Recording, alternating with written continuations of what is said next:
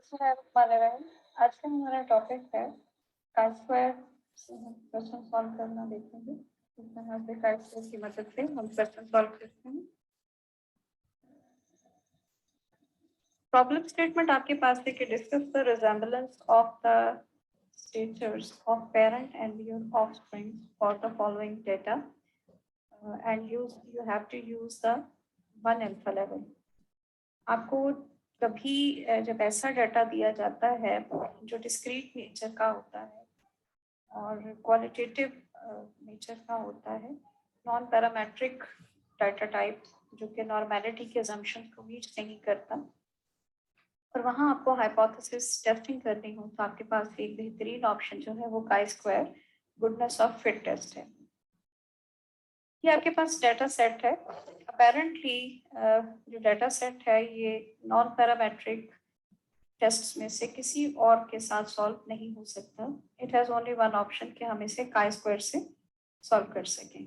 ये आपको टॉप पे नजर आ रहे हैं जो पेरेंट्स की हाइट है, और जो आपको वर्टिकल फॉर्म में नजर आ रहे हैं ये ऑफस्प्रिंग की हाइट्स हैं। इसकी बेसिस पे ये डाटा सेट आपके पास मौजूद है। इसको अगर आप chi square fitness of good test की चाहें जो आपको स्टेप्स लेने होंगे, पहले आप इसका हाइपोथेसिस जो है उसका डिसीजन करना है।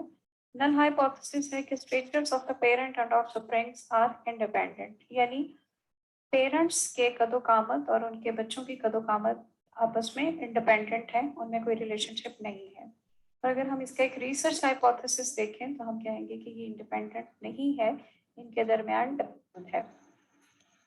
इस बेसिस पे जब आपको goodness of fit test calculate करना है तो इसके लिए आपको दो चीजें रिक्वायर होती हैं। द फर्स्ट थिंग, एक आपको एक्सपेक्टेड फ्रीक्वेंसीज जो हैं वो कैलकुलेट करना होती है on the basis of observe frequency. Observe frequencies हम उन फ्रीक्वेंसीज को कहते हैं जो आपके पास डाटा सेट गिवन होता है, और एक्सपेक्टेड फ्रीक्वेंसीज हम उनको कहते हैं जो हम एक नेचुरल ट्रेंड ऑफ डाटा की बेस पे फोर्सी कर रहे होते हैं। अब एक्सपेक्टेड फ्रीक्वेंसी हम किस तरह से ड्राइव करते हैं गिवन डाटा से, इसको हम इस स्टेप पे देखेंगे। ये आपको लग कॉम्प्लेक्स रहा है, लेकिन this is not as complex. इसमें करना आपने ये होता है कि ये वही डाटा सेट है जो हमारे पास गिवन था। आपके पास जो रॉस की फॉर्म में डाटा था उसका आपको एक हर रॉ का टोटल ले लेना है, और इसी तरह से जो कॉलम्स की फॉर्म में आपके पास डाटा आएगा उसका आपको एक टोटल कैलकुलेट कर लेना है। अब आपने क्या करना है, ये थोड़ा सा इम्पोर्टेंट है, यहाँ आपको कंसिडर करना होगा। अब आप ये देखिए कि अगर आप इन तमाम फ्रिक्वेंसीज का टोटल लेते हैं तो वो भी 1000 है, और जब आप इन सबको काउंट करते हैं तो वो भी 1000 है। इस तमाम रॉ का जो एक सब टोटल है वो 72 है, और इसी तरह हर एक रॉ का आपको एक सब टोटल मुयस्सर है। सेम लाइक इस कॉलम का सब टोटल भी है, और ईच कॉलम के सब टोटल के बाद आपके पास ओवरऑल टोटल मौजूद है, यानी उसका ग्रैंड टोटल मौजूद है।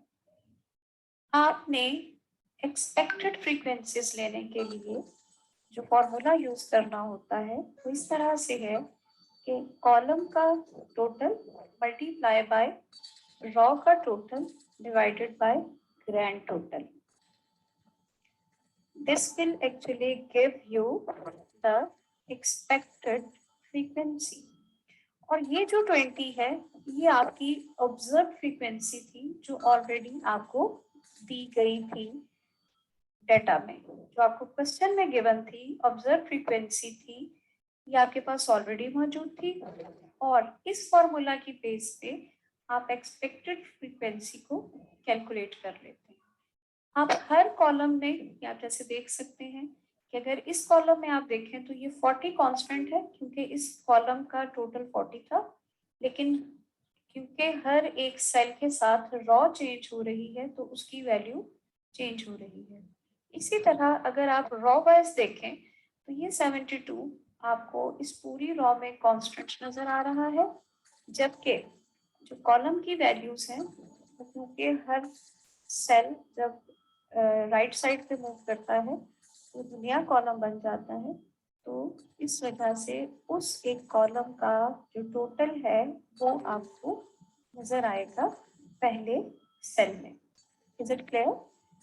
इसकी बेस पे आपके पास ये एक्सपेक्टेड फ्रीक्वेंसीज आ गई हैं और ये आपके पास ऑब्जर्व फ्रीक्वेंसीज थी। अब आपके पास जो काई स्क्वायर की दो इंपॉर्टेंट वैल्यूज होती हैं, ऑब्जर्व्ड ऑलरेडी गिवन डाटा में मौजूद होती हैं और एक्सपेक्टेड जिसको कि आप इस फॉर्मूला के थ्रू कैलकुलेट कर लेते हैं। ये दोनों फ्रीक्वेंसीज आपके पास हैं। इसके बाद जो अगला स्टेप आपको करना है कि अब हम ये देखना चाहते हैं कि फ्रीक्वेंसीज जो हैं वो किस रेंज में है और उसके साथ फिर हमें क्या ट्रीटमेंट करना चाहिए। ये जब हमने इसका थ्योरेटिकल एस्पेक्ट पढ़ा था तो एक क्लियर कट प्रिंसिपल मौजूद था कि अगर आपकी फ्रीक्वेंसी लेस देन 5 है तो वहां आप काई स्क्वायर को कंटिन्यू नहीं कर सकते। अच्छा, अब इसमें इंटरेस्टिंग बात ये है कि अगर तो हमारे पास पूरे डेटा सेट के अंदर 5 से लेस हो तो वहां हमारा डिसीजन डिफरेंट होता है। लेकिन जैसे आप इसको कैलकुलेट करते हैं और आपको किसी एक सेल के अंदर एक्सपेक्टेड फ्रीक्वेंसीज जो हैं वो 5 से लेस नजर आती है तो फिर ड्यूरिंग द क्वेश्चन आपने इस एक जो डिस्क्रिपेंसी है उसको रिजॉल्व करना होता है। ये बड़ा टेक्निकल पॉइंट है, इसको आपने बहुत ध्यान से देखना है। जैसा कि आप प्रीवियस देख चुके हैं कि हमारे पास सबसे पहला जो सेल था उसकी एक्सपेक्टेड फ्रीक्वेंसी 2.28 थी जो इन एक्चुअल लेस थी 5 से, ऑल्दो उसकी ऑब्जर्व फ्रीक्वेंसी 20 थी लेकिन एक्सपेक्टेड फ्रीक्वेंसी 2.28 थी जो 5 से लेस थी। ऐसी सूरत हाल में हम सोल्यूशन ये करते हैं कि वो एक सेल जिस भी कॉलम में मौजूद है उस कॉलम को उससे नेक्स्ट कॉलम के साथ कंबाइन करके एक नया कॉलम ड्राइव कर लेते हैं। इसको आप देख सकते हैं। आपके पास यहाँ एक कॉलम था जिसका टाइटल था वेरी टॉल और वेरी टॉल में जो पहली आपके पास एक्सपेक्टेड फ्रीक्वेंसी आई थी वो थी 2.28 और उससे नेक्स्ट कॉलम था टॉल जिसमें कि एक्सपेक्टेड फ्रीक्वेंसी 5 से बड़ी थी।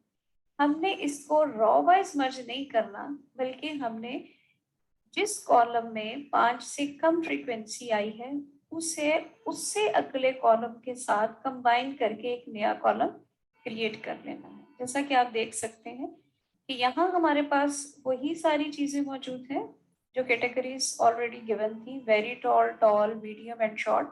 लेकिन यहाँ हमने वेरी टॉल और टॉल को मर्ज करके एक कॉलम बना लिया है। ये बड़ा अहम पॉइंट है क्योंकि यहाँ अगर आप इसको थोड़ा सा इग्नोर करते हैं तो ये बाद के बहुत सारे स्टेप्स पे इसका इम्पैक्ट क्रिएट होता है। इस रूल के तहत हमने यहाँ इस दो कॉलम्स को मर्ज करने के बाद नाउ यू कैन सी कि आपके पास 4 रॉज हैं और 3 कॉलम्स हैं। अब आप अपने क्वेश्चन को इस बेस से प्रोसीड करेंगे। यहाँ आप देख सकते हैं कि ये जो ब्रैकेट के अंदर है ये आपकी ऑब्जर्व फ्रीक्वेंसीज है और जो ब्रैकेट से बाहर है ये आपकी एक्सपेक्टेड फ्रीक्वेंसी है। एक चीज जो इसमें खास तौर पे काबिल जिक्र है कि जनरली मैथमेटिक्स में हम ब्रैकेट का मतलब मल्टीप्लिकेशन समझते हैं लेकिन काई स्क्वायर क्योंकि नॉन पैरामेट्रिक है ये बहुत हद तक न्यूमेरिकल सॉल्यूशंस पे उस तरह नहीं जा रहा होता तो कंटीजेंसी टेबल हम इसी तरह बनाते हैं पर इन दोनों वैल्यूज को हम किसी जगह भी मल्टीप्लाई नहीं करते हैं। इनको साथ लिखने का मतलब सिर्फ इतना है कि बजाय इसके कि हम 2 टेबल बनाएं, ऑब्जर्व्ड का अलग बनाएं और एक्सपेक्टेड का अलग बनाएं और फिर बाद में उसको ट्रीट करें, हम सेम टेबल के अंदर दोनों वैल्यूज को लिख लेते हैं और एक अंडरस्टूड रूल ऑफ थंब है कि जो ब्रैकेट से बाहर है वो आपकी एक्सपेक्टेड फ्रीक्वेंसी है जिसको आपने ऑपरेशनल अभी से पहले कंप्यूटेशन के साथ फाइंड आउट किया है और ब्रैकेट के अंदर जो है वो आपकी ऑब्जर्व फ्रीक्वेंसीज हैं जो आपको डाटा सेट में गिवन होती हैं। तो इसकी रूल समझना बहुत ज़रूरी है कि आप इसको मैथमेटिकल फॉर्मेट्स के अकॉर्डिंग आपस में मल्टीप्लाई नहीं करेंगे बल्कि ये ब्रैकेट एक्चुअली इनको 2 डाटा पॉइंट शो कराने के लिए डिफरेंशिएट कर रही है। अब आपका डेटा रेडी है for the calculation of chi square के क्या आपको किस तरह से इसे लेके चलना है। लेवल ऑफ सिग्निफिकेंस आपके पास 0.01 है और अगर इसे आप चेक करते हैं, ये अभी जैसे मैं आपसे कह रही थी कि ये बड़ा इंपॉर्टेंट एक स्टेप है जिसकी बेसिस पे आपने डिग्री ऑफ फ्रीडम कैलकुलेट करनी होती है। S-1 T-1 S से मुराद रॉज हैं और T से मुराद आपके कॉलम्स हैं। अभी जब हमने देखा कि दो कॉलम्स को हमने आपस में मर्ज कर लिया था, इसकी बेस पे अब हमारे पास 4 की बजाय 3 कॉलम रह गए थे, लेकिन रॉस हमारे पास 4 ही थी। तो जब आप 4 में से 1 माइनस करेंगे तो यू विल गेट 3, और जब 3 कॉलम्स में से 1 माइनस करेंगे तो you will get 2। 3 multiplied by 2 is equal to 6. So this is your actually degree of freedom for chi-square. या बहुत अच्छे तरीके से जानते हैं कि आपको डिग्री ऑफ फ्रीडम रिक्वायर होती है, क्योंकि इसी की बेसिस पे आपको टेबुलेटेड फॉर्म में से फाइंड आउट करनी होती है वैल्यू क्रिटिकल रीजन की। और now you can move forward the calculation जो हमें फार्मूला के अकॉर्डिंग काई स्क्वायर कैलकुलेट करने में हेल्पफुल होगी। काई स्क्वायर का फॉर्मूला क्या है? ये काई स्क्वायर का साइन है और इसमें होता क्या है कि observe frequency minus expected frequency उनका square divided by expected frequency, और जब आप इस पूरे एक कॉलम का टोटल लेते हैं तो that's called your chi square value. अब हम देखते हैं कि चलेंगे।